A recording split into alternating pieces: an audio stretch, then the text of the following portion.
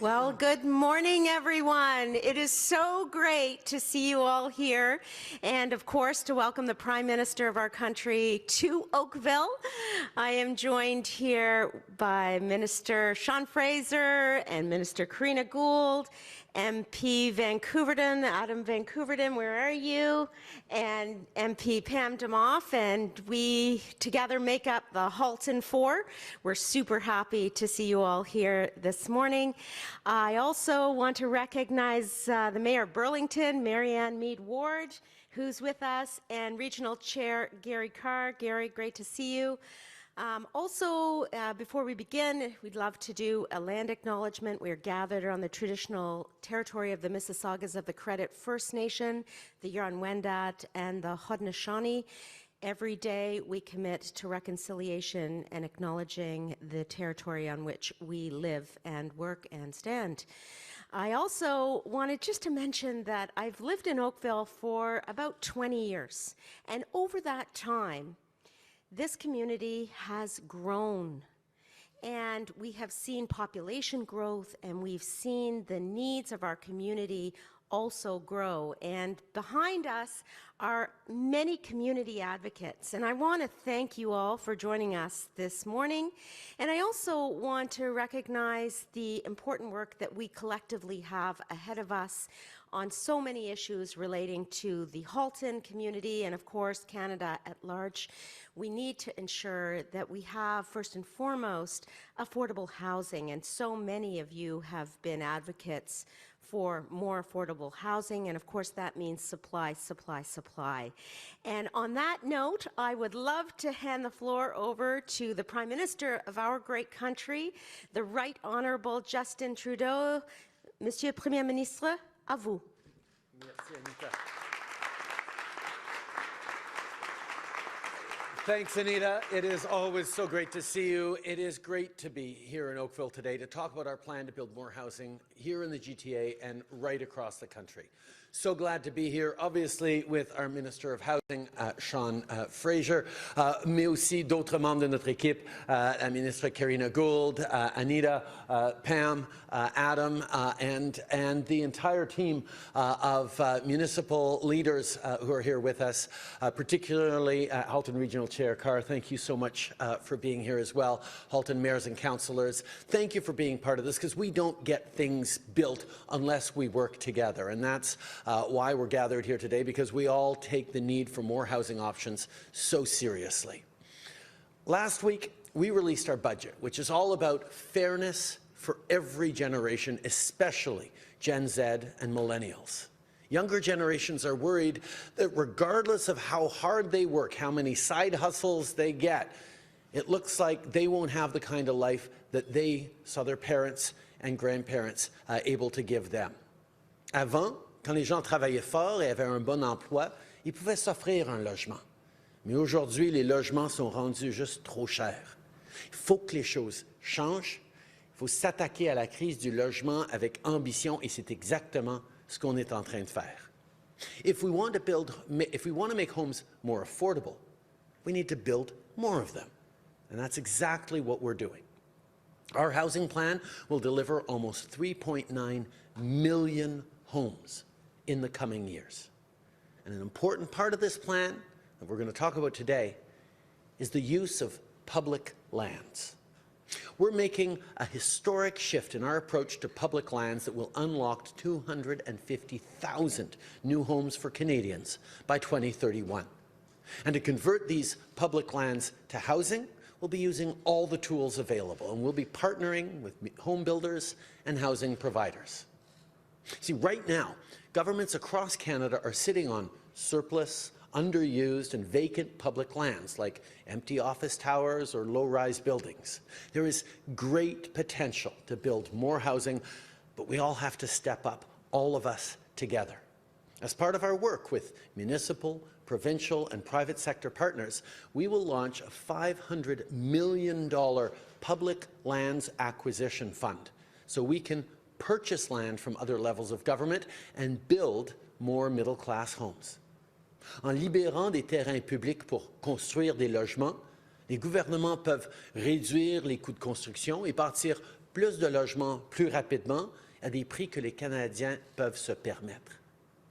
Another thing we'll do is lease public lands instead of selling them off wherever we can.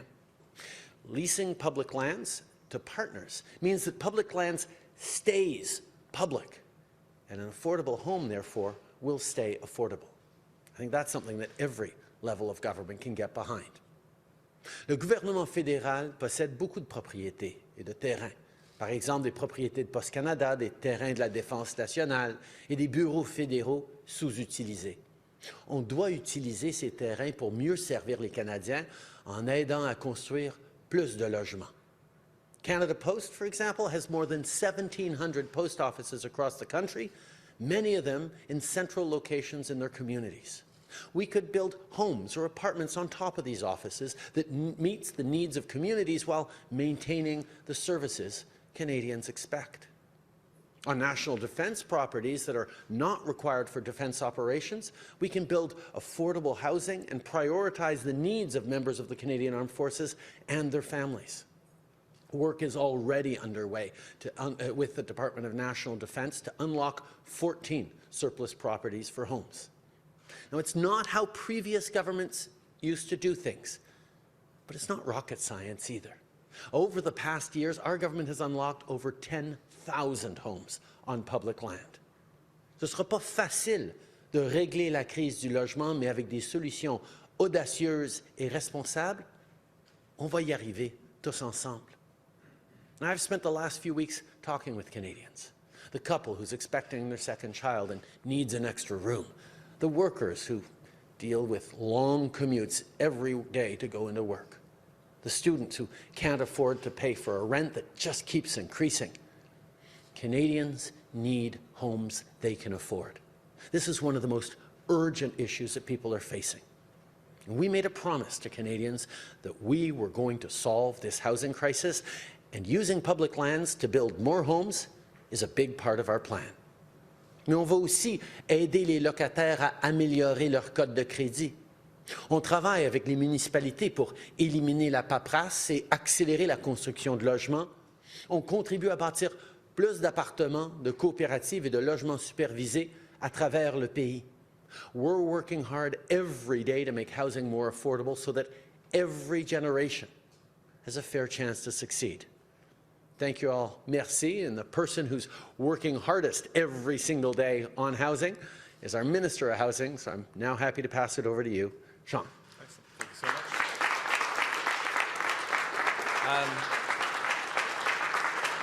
Look, thank you so much, everyone, for being here. To my colleagues, Anita and Pam in particular, thanks for hosting us here in Oakville. Prime Minister, good to be with you. Karina, the first time I've seen you in person since the new edition. Congratulations. And to everyone from the region, thank you so much for hosting us today. We have to solve the housing crisis, and if we're going to do that, we need to build more homes and build them by the millions. One of the reasons that it's become difficult to build homes at pace over the last number of years is home building has become very expensive. The cost of land, labor, materials, supplies, and interest have all gone up over the last few years, which has made it very difficult to build homes at prices that people can actually afford. One of the things that the federal government could do to reduce the cost of home building is to take land out of the equation to a large degree. And that's where the initiatives around public lands is going to come into play. If you actually contribute public land and make it available for home building, you can reduce the cost of home building immediately by removing the input costs of construction. This allows a reduced cost of construction, but importantly, it also allows you to build homes at prices that more people can afford. Now, there's a number of different ideas floating around Ottawa these days about how we should use federal lands to build more homes. And I got to say, the pitch that we're seeing from the Conservatives is extremely short-sighted. They're talking about a fire sale to get rid of 6,000 properties to the highest bidder, which isn't going to reduce those input costs of construction, which isn't going to allow them to actually build homes at prices that people can actually afford. What we've come up with is a plan that's going to make a meaningful difference. It does a couple of key things. First, we're establishing a land bank through the acquisition fund that the Prime Minister described a moment ago. But we're also going to be unveiling in the months ahead a new digital mapping tool that will identify all the federal parcels of land in this country with a scale that grades them according to appropriateness for home building, with details around proximity to job opportunities, access to infrastructure, proximity to transit, and other features that make them desirable to build more homes. We're also going to be pursuing a new strategy of leasing, as the Prime Minister mentioned moments ago. This is very exciting because it allows us not only to put the lands in the hands of builders who are going to build more homes, it allows us a greater degree of control over what kinds of homes are going to be built. It's going to allow us to build more affordable housing. It's going to allow us to ensure that the homes that are being constructed are offered at prices that ordinary Canadians can actually afford. And what's exciting to me is this is the kind of projects that people are going to touch and feel. They can see these buildings in their communities in some instances already. Think about communities across Canada. If your community has a post office, an armory, an office building, or a piece of vacant land that a different level of government owns, we're going to be able to build homes on those particular properties. If you ask people in any community in this country whether they have properties like that in their community, almost everybody's going to say yes. This is an opportunity to help build homes not just in our biggest cities, but in every part of the country. What's exciting as we move forward is we're going to be able to unlock hundreds of thousands of new homes on these properties by making them available for home builders, entering into long-term leases for as little as $1 where appropriate to ensure that we're actually going to get homes built at prices that people can afford. This is a sea change in the way that we're building building homes on federal lands, and we're going to invite other levels of government to join us in this effort as well. Of all the conversations I've had over the course of the past 8 or 9 months that I've been in this particular position, the thing that I've come to believe most is that we can solve the housing crisis. The housing plan and the budget that we put on the table demonstrates the leadership of the federal government to get us there, and now we want other levels of government to join us in this initiative. I want to thank everybody for the opportunity. Very excited to get building in the months ahead. Take care.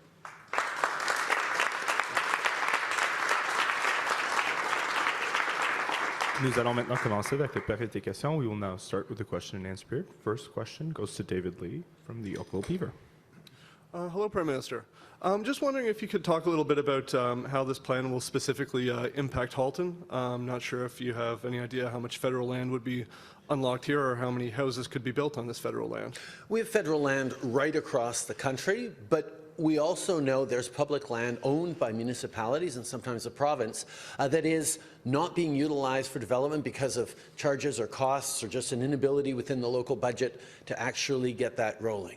So what we're proposing is not just moving forward on long-term leases of federal public land to developers to build that affordable housing that will be there for generations to come, but also to work with municipalities to say, if you want, we will take this unused land off of your hands. We'll pay you well for it, and with the money that we pay you for, you're going to be able to develop affordable homes on that property. And public lands should stay public.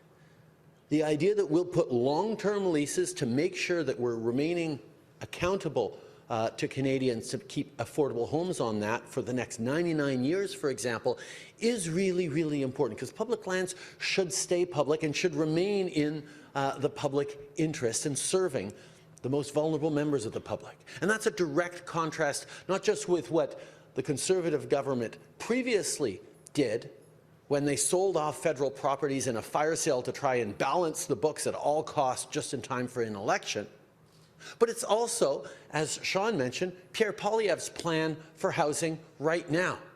Sell off public lands to the highest bidders. Well, if you're selling off public lands to the highest builders to build homes, what kind of homes do you think that developer is going to build if they're paying top dollar for federal lands? And once the federal government sells off a piece of property, it's gone forever. The public no longer owns it for a one-time boost to a budget. That's not the kind of vision that solves this housing crisis. So right here in Halton, we're going to be rolling up our sleeves with all the different municipal leaders to look carefully at land that's been underutilized, that's remained vacant, that has opportunities to build good homes on it, and the federal government is going to step up with that partner to keep that land public for the long term, but get building homes people can afford on it right now. That's our plan for right here in Halton, right across the GTA, and indeed right across the country. Follow-up? No, I'm great. Thank you. Follow-up. Okay. Next reporter. Hi, Michelle Song with CBC News. Your opponent was photographed posing with anti-carbon tax protesters flying F. Trudeau flags. In the video, Pierre Poilievre is heard saying that you are a liar and everything you say is, quote, bullshit. Can we get your response, please? Every politician has to make choices about what kind of leader they want to be. Are they a kind of leader that is going to exacerbate divisions, fears, and polarization in our country, make personal attacks, and welcome the support of conspiracy theorists and extremists? Because that's exactly what Pierre Poilievre continues to do, not just when you see him engaging with members of Diagolon, but also when he refuses to condemn and reject the endorsement of Alex Jones. Alex Jones is a proven liar and conspiracy theorist who has to pay hundreds of millions of dollars because he lied about the Sandy Hook killing that killed 20 little kids. This is the kind of man who's saying Pierre Poilievre has the right ideas to bring the country towards the right, towards conspiracy theories, towards extremism, towards polarization, towards the kind of lies that Alex Jones is peddling still. So the fact that Pierre Poilievre hasn't stood up to condemn that endorsement, the fact that he continues to encourage the kind of divisive approaches to Canada that I don't think Canadians want to see, really shows that he will do anything to win, anything to torque up negativity and fear. And it only emphasizes that he has nothing to say to actually solve the problems that he's busy amplifying. En français? Okay. Je pense qu'une des choses qu'on voit, c'est que M. Poilievre a choisi d'être un politicien qui cherche la division, la peur et à encourager des extrémistes de droite, que ce soit Diagolon ou que ce soit en acceptant l'endossement de Alex Jones, un théoriste du complot et un menteur prouvé des États-Unis, qui a nié la réalité du meurtre, de la tuerie à Sandy Hook. La réalité, c'est que tout politicien doit choisir le genre de leader qu'ils vont être. Et M. Poilievre a choisi d'être négatif, d'être divisif, d'être toxique et surtout de ne pas offrir des solutions concrètes pour les anxiétés auxquelles les Canadiens font face. Follow-up? There are Canadians that agree with Mr. Poilievre and are angry at you. What do you say to the Canadians who agree with him and not you? We're a democracy where people get to express themselves and vote however they choose when the federal election comes around. And that's an important piece of it. And I know people are going to vote for all sorts of different parties. I think what Canadians will also do, though, is take a careful look not just at who is reflecting back some of the very real frustrations people are facing, but who's able to solve it. Who's actually putting forward concrete plans to solve the challenges we're facing? Let's just take this announcement we're making today. We're announcing that the federal government is going to get in the business of long-term leases for properties to build on public lands to build affordable housing.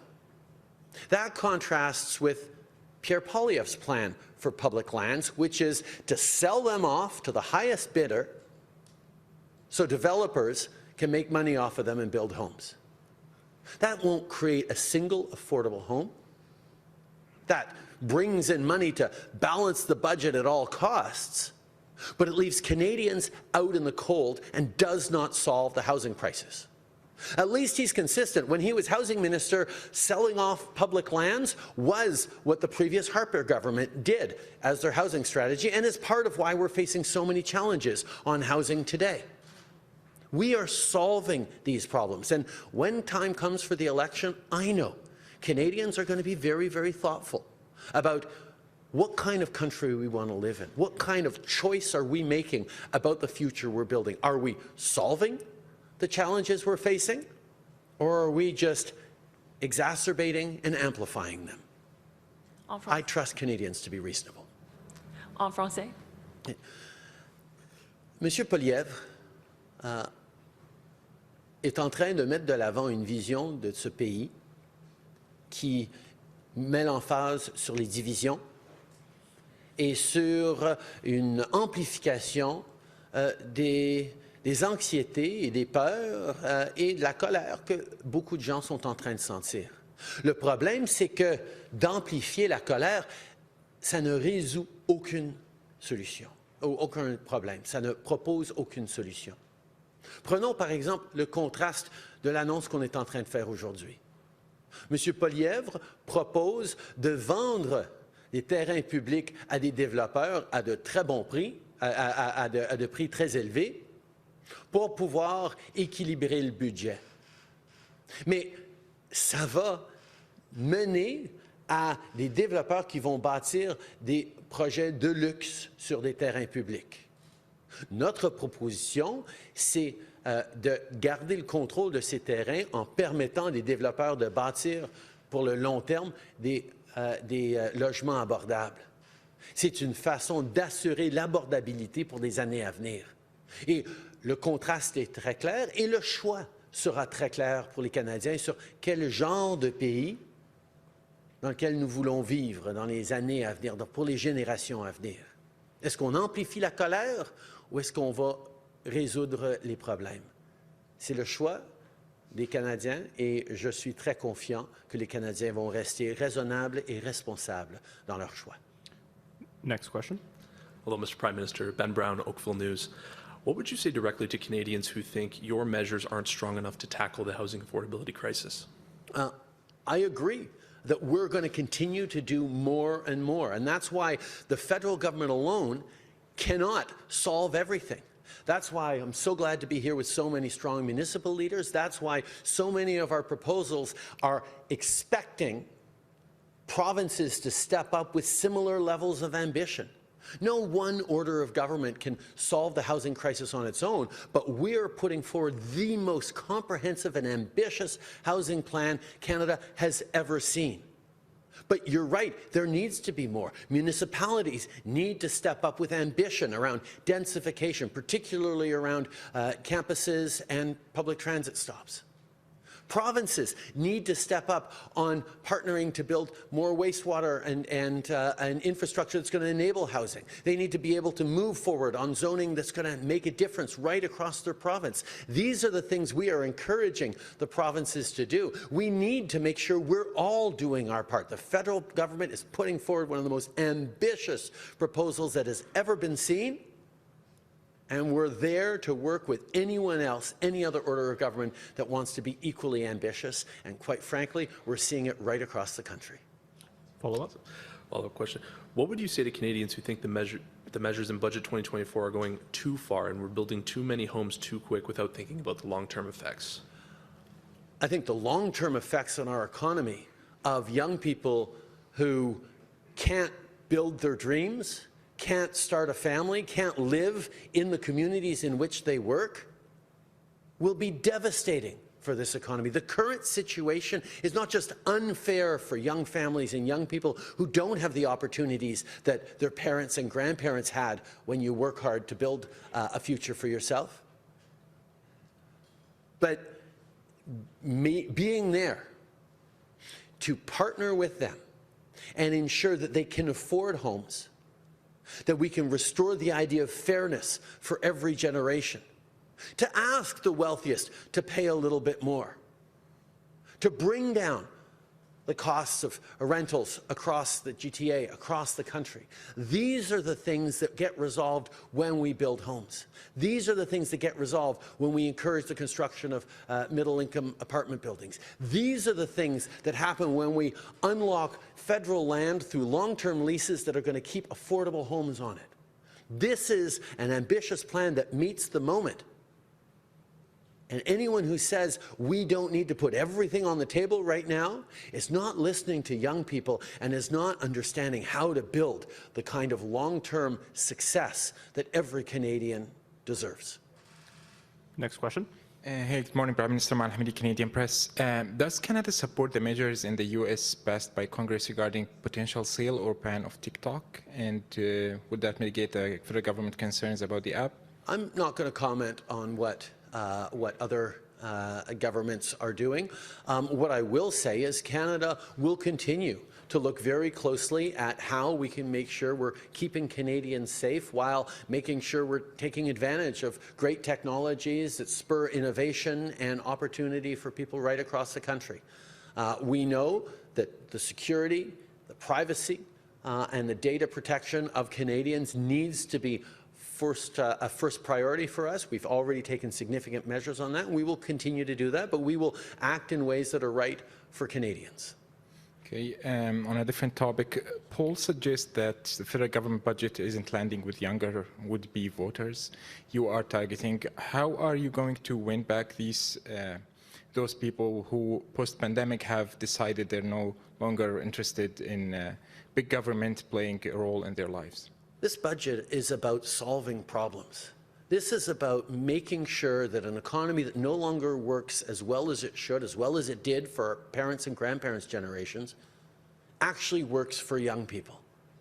This is about delivering more affordable homes across the country. It's about delivering childcare spaces so young families can have better options. It's about delivering more public transit and infrastructure investments that are going to be making a difference in people's lives. This is about building a strong economy for the future. This isn't about politics. This is about making sure that the system, the economy, and the government of Canada can meet the moment that Canadians need it to. And in that question, yes, there is a choice that Canadians are going to be facing in a year and a half about what kind of country we are. Whether governments should just get out of the way and leave people to fend for themselves, which is what Pierre Poilievre is proposing with his austerity cuts and advantages for the rich with his trickle-down approach. That's one of the choices, where governments aren't there to make sure that there are opportunities for everyone, aren't there to make sure there's fairness for every generation, versus what we're putting on the table and what we're actually doing. Delivering more homes young people can see themselves in. Allowing rent, for example, to go towards your credits, to count towards your credit score so you can qualify for a mortgage sooner. These are the kinds of things that we're doing to solve the challenges Canadians are facing. I am confident that as Canadians see these measures happening, they will start being more optimistic about their future the way we need them to be, to grow a strong economy, to build a stronger future. That's our focus, fairness for every generation, starting right now.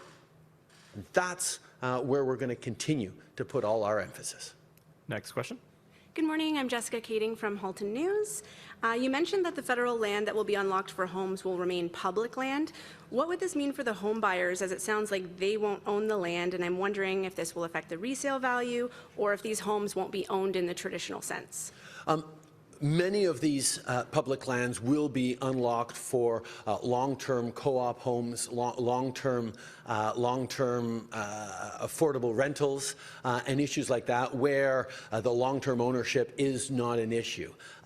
100-year leases or 99-year leases are the kinds of things that don't make sense if you're talking about a single-family property. But as soon as you're talking about row homes or cooperatives, make a lot more sense. And those are the kinds of things that ensure that not just right now or for the next 5 years, but for the next generation, the federal government retains a level of control and accountability over what actually gets built on these so they don't get flipped over into luxury condos after a generation. We need homes for the long term, and that's exactly what this plan is all about. But I'll turn to Sean to talk a little more about the long-term lease impact. Sean. Certainly. Thank you, and I think it's an important question, but one of the things you have to understand when you're looking at different housing markets is that every kind of housing is connected to one another in a given market. So when we're able to build more affordable housing or more cooperative housing under a long-term lease on federal lands, that's going to take a lot of pressure off the market that exists inside a given city with the housing stock that already exists. It's also going to create an opportunity for more people to be saving up for that down payment while they may be renting a place on the properties that are developed as a result. So you can't look at any one part of the housing plan in isolation, because if you only do one part, you're destined to fail. But if we're able to build more affordable housing, in particular on federal lands, by reducing the cost of construction in exchange for commitments that it's going to be made available at affordable prices, you're then going to take a lot of pressure off in the market in adjacent neighborhoods. It's going to allow more people to save up to buy. And keep in mind that we're not just hoping that works out. We've also got policies in place that are designed to help a young person who's seeking to buy.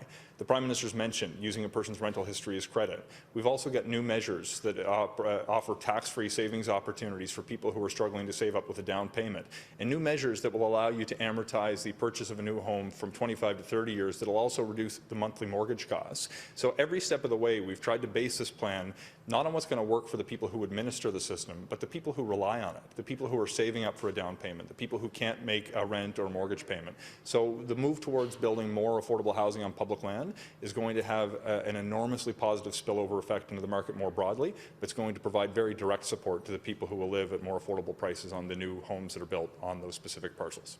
Thank you. Follow up? Yes, I was wondering about the rent payments that are going to count towards the credit score. Would this apply in cases where you're renting from a private, like they own the house and you're renting directly from that landlord? Yes, we are trying to work with banks and institutions. Quite frankly, banks want this. Banks want to have more potential customers to grant mortgages to. We know that more and more landlords, even private landlords, are going to more digital systems that will leave for an accountability. Your credit score hasn't counted rent, in part because rent wasn't as high as it is now and was not as significant event for expense as it is becoming now, but also because rent is not credit. Rent is a payment you're making every month that shows that you are reliable and responsible in your ability to pay a $2,000 rent. But if the bank then can't see that you've paid your $2,000 rent every month on time like clockwork for years, they should know, wow, you're going to be able to afford a $2,000 mortgage or a $2,500 mortgage as you move forward. You're a reliable consumer. These are the things that are very exciting. But again, Sean has more details on this. Yeah. Certainly, so this particular policy is going to benefit from two changes that we made that will make it easier for a person to use their rental history to build credit if they choose. The first is amending the Canadian Mortgage Charter, which is going to provide an opportunity for people to know that they should have an expectation when they go to their financial institution. If they wish to have their rental history count towards building credit, that's something that they can do. But the big opportunity here is through open banking, consumer-directed finance. The changes that we're making that's going to empower people to use their own banking information in a way that they see fit is going to allow them to reach out to a service. And some of these services exist today, but struggle because the infrastructure is not in place. The digital infrastructure is not in place to allow them to scale. There's a Canadian company called Borrowell that offers this service, but runs into challenges because it's not easy for people to say, I want to report my rental history. This can happen automatically as we move forward with the consumer-directed financing program that was actually included in the federal budget recently, where automatically, because they have a digital account with their financial institution, will be able to have that payment that comes out every month at the same time be reflected and automatically build up their credit. So Canadian companies already have relationships with credit bureaus for this purpose, and we're going to make that easier by moving forward with a consumer-directed finance regime. At the same time, we amend the Canadian Mortgage Charter. Thank you. Last question. Hi, CTV News. Question, yesterday you said people in Saskatchewan would get the full carbon rebate back despite Premier Moe saying he won't collect it on home heating.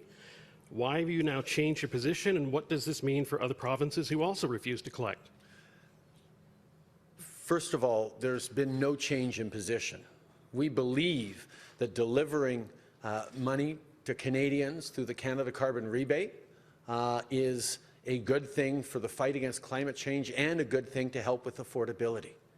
In fact, in federal jurisdictions where the backstop is applied, that is most provinces, 8 out of 10 families, particularly middle-class and low-income families, get more money off of the CCR check that just landed last Monday on April 15th than they pay out on the price on pollution. And that was core to our designing of a way to fight climate change in a way that supports affordability for Canadians. And that's what it's doing right across the country, putting more money back in people's pockets and fighting climate change at the same time.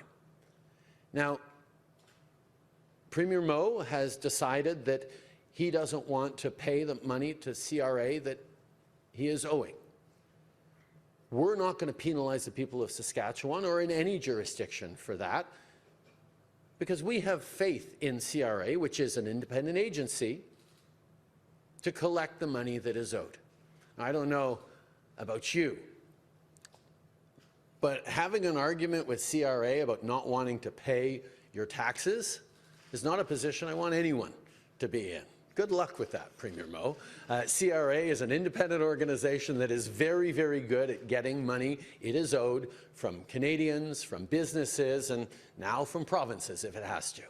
We don't have to do anything as a federal government. The CRA is independent and will go through its proper judicial legal processes, and I have no doubt it will get there eventually. In the meantime, Premier Moe's ideological opposition to fighting climate change and putting more money in the pockets of Saskatchewan families shouldn't punish those Saskatchewan families, so we will continue to step up with $1,800 this year for a family of 4 in Saskatchewan with the Canada Carbon Rebate, which again is more than the average family pays on the extra price on pollution that continues to apply. The other issue is that in places like Saskatchewan, there's a rural top-up that is right now at 10%, but is on its way to 20%. The reason it's not already at 20%, wasn't at 20% on Monday for rural regions across the country, is because Pierre Poilievre and the Conservatives are continuing to stall and block the legislation that would double that rural top-up. So their opposition to action against climate change is actually harming the very rural communities that often vote for them, and that's something that we also don't think is right. But it's a good example of where the Conservative ideology is harming families that actually need support from the government right now with the cost of everything, even as we continue to step up in the fight against climate change. This concludes today's press conference. Thank you, everyone. Merci beaucoup tout le monde.